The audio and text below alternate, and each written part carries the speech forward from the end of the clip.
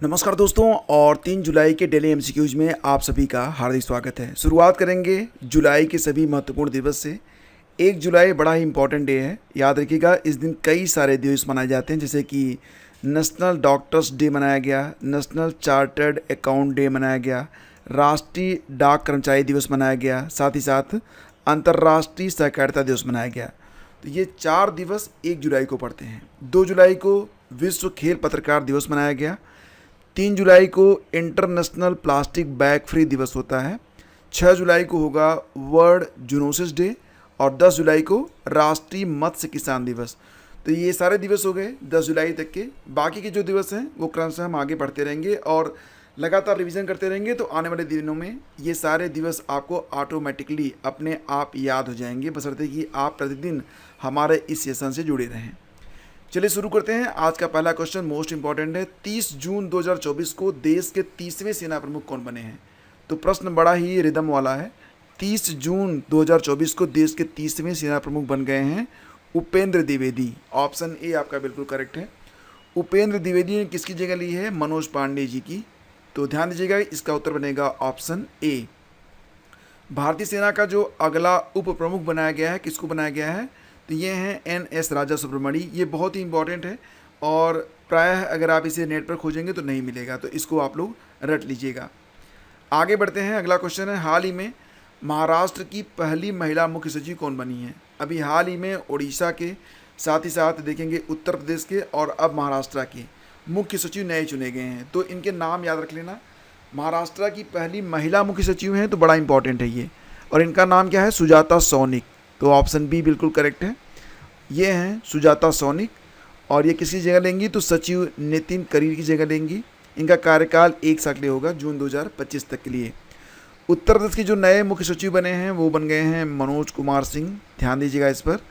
उड़ीसा के नए अतिरिक्त मुख्य सचिव बनाए गए हैं निकुंज बिहारी धुल, जबकि मुख्य सचिव हैं मनोज आहूजा। तो ये सारे नाम मैंने एक साथ आप लोगों को बता दिए ताकि आपको याद रह सकें। अब आगे बढ़ते हैं। अगला क्वेश्चन होगा, हाल ही में ZSI zoological survey of India की रिपोर्ट के मुताबिक जंतुओं की सबसे ज़्यादा नई प्रजातियां किस राज्य में पाई गई हैं? देखो फ्रेंड्स, भारत दुनिया का पहला ऐसा देश बन चुका है जिसने अपने यहाँ सभी जीव जंतुओं के लिए एक इंडेक्स तैयार किया हुआ है। ठीक है, तो ये बहुत इंपॉर्टेंट है। अब यहाँ पर कुछ नई प्रजातियाँ जंतुओं की, कुछ नई प्रजातियाँ पेड़ पौधों की खोजी गई हैं। तो जंतुओं की जो सबसे ज़्यादा नई प्रजातियां हैं वो पाई गई हैं केरल में, जबकि पेड़ पौधों की जो नई प्रजातियां हैं सर्वाधिक ये पश्चिम बंगाल में पाई गई हैं। तो दोनों बिंदु याद रखिएगा, ठीक है। देश में वर्ष 2023 में जंतुओं की 641 और पेड़ पौधों की 339 नई प्रजातियों का पता लगा है। जंतुओं की सबसे अधिक प्रजातियाँ केरल में और पेड़ पौधों की सबसे अधिक प्रजातियाँ पश्चिम बंगाल में पाई गई हैं। इसको जारी किया गया है जूलॉजिकल सर्वे ऑफ इंडिया के 109वें स्थापना दिवस पर। आपको याद होगा कि जूलॉजिकल सर्वे ऑफ इंडिया की स्थापना कब हुई थी? 1916 में हुई थी। और इस लिस्ट को जारी किया गया है केंद्रीय पर्यावरण मंत्री जो कि हैं भूपेंद्र यादव जी के द्वारा। इन्होंने fauna of India checklist portal भी जारी किया है। ध्यान दीजिएगा कि विश्व भर में कुल 12,134 प्रजातियाँ हैं सरीसृप और उभयचर की, और एक दशक में सर्वाधिक 166 प्रजातियाँ की जो हैं वो छिपकलियों की खोजी गई, यानी कि 166 नई प्रजातियाँ छिपकलियों की खोजी गई हैं पिछले एक दशक के दौरान। आगे बढ़ते हैं। 27 जून 2024 ये दिवस याद रखना। 27 जून और 30 जून ये 2 दिवस हैं जिस दिन पृथ्वी के बहुत ही निकट से 2 क्षुद्र ग्रह, जिसको आप एस्ट्रॉयड कहते हैं, गुजरे हैं। और आपको याद होगा कि विश्व एस्ट्रॉयड दिवस भी मनाया जाता है। कब मनाया जाता है? 30 जून को ही मनाया जाता है। तो संजोग से उसी दिन पृथ्वी के बेहद निकट से एक क्षुद्र ग्रह गुजरा है। तो यहाँ पर प्रश्न ये है कि उसके पहले, यानी कि 27 जून को पृथ्वी के बेहद पास से गुजरने वाले क्षुद्र ग्रह, जिसका नाम है 2011 UL21 2011 UL21 का व्यास कितना है? तो ये था 2.3 किलोमीटर। ठीक है, जबकि 30 जून को जो क्षुद्र ग्रह पृथ्वी के निकट से गुजरा उसका व्यास मात्र 200 मीटर था। तो दोनों में बड़ा अंतर है। क्षुद्र ग्रह आप जान रहे हैं, अगर ये बहुत ही पास आ जाएं, पृथ्वी पर गिर जाएं तो बहुत ही नुकसान पहुंच सकता है। तो धरती के निकट से 27 जून को गुजरे एस्ट्रॉयड 2011 UL21 का व्यास कितना था? 2.3 किलोमीटर, जबकि 30 जून को गुजरे 2024 MK क्षुद्र ग्रह का व्यास मात्र 200 मीटर था। यह पृथ्वी से लगभग 3 लाख किलोमीटर की दूरी से गुजरा है। अगला क्वेश्चन है, दुग्ध उत्पादकों के सम्मान में किस राज्य में ग्वाला दिवस मनाया गया? तो फ्रेंड्स, अभी हाल ही में 1 जून को विश्व दुग्ध दिवस मनाया गया था, आपको याद होगा। और अब बात हो रही है दुग्ध उत्पादकों के सम्मान में किस राज्य में ग्वाला दिवस मनाया गया? तो 30 जून को मनाया गया था सिक्किम में। ऑप्शन बी आपका बिल्कुल करेक्ट है।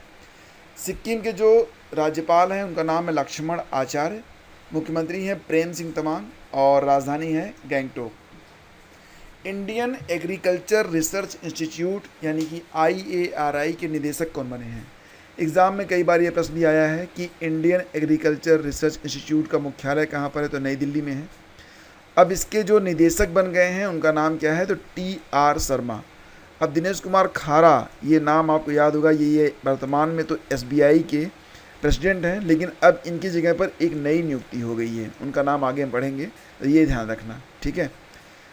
अब अगला क्वेश्चन देखिए, लेकिन उसके पहले TR शर्मा जी को देख लेते हैं, थोड़ा सा याद रहेंगे ये, ठीक है। तो मैंने बताया ना कि आपका जो ये IARI है, इंडियन एग्रीकल्चर रिसर्च इंस्टीट्यूट, इसका मुख्यालय नई दिल्ली में है। इसकी स्थापना बहुत पहले हुई थी, 1929 में हुई थी, 16 जुलाई के दिन, ठीक है। हाल ही में किस राज्य में हूल दिवस मनाया गया? हूल का मतलब हिम्मत से होता है, तो ये हूल दिवस मनाया गया झारखंड में। ऑप्शन सी करेक्ट है। अब हूल दिवस कब मनाया गया? 30 जून को मनाया गया। आदिवासी नेताओं सिद्धू कान्हू, चांद भैरव और फूलो झानो के बलिदान की स्मृति में हूल दिवस मनाया गया। हाल ही में कौन स्टेट बैंक ऑफ इंडिया के नए चेयरमैन बने हैं? अब आपका प्रश्न आ गया है, स्टेट बैंक ऑफ इंडिया के नए चेयरमैन बन गए हैं, दिनेश कुमार खारा की जगह आ गए हैं CS सेट्टी। ऑप्शन बी आपका बिल्कुल करेक्ट है। ये हैं आपके CS सेट्टी, SBI के नए प्रेसिडेंट, ठीक है। हाल ही में नौसेना प्रमुख दिनेश कुमार त्रिपाठी किस देश की यात्रा पर गए हैं? तो इसको ऐसे याद रखना कि हाल ही में जुलाई 2024 में दिनेश कुमार त्रिपाठी, जो कि भारतीय नौसेना प्रमुख हैं, वो किस देश की यात्रा पर थे? तो ये गए हैं कहाँ पर? बांग्लादेश की यात्रा पर। ऑप्शन सी आपका बिल्कुल करेक्ट है।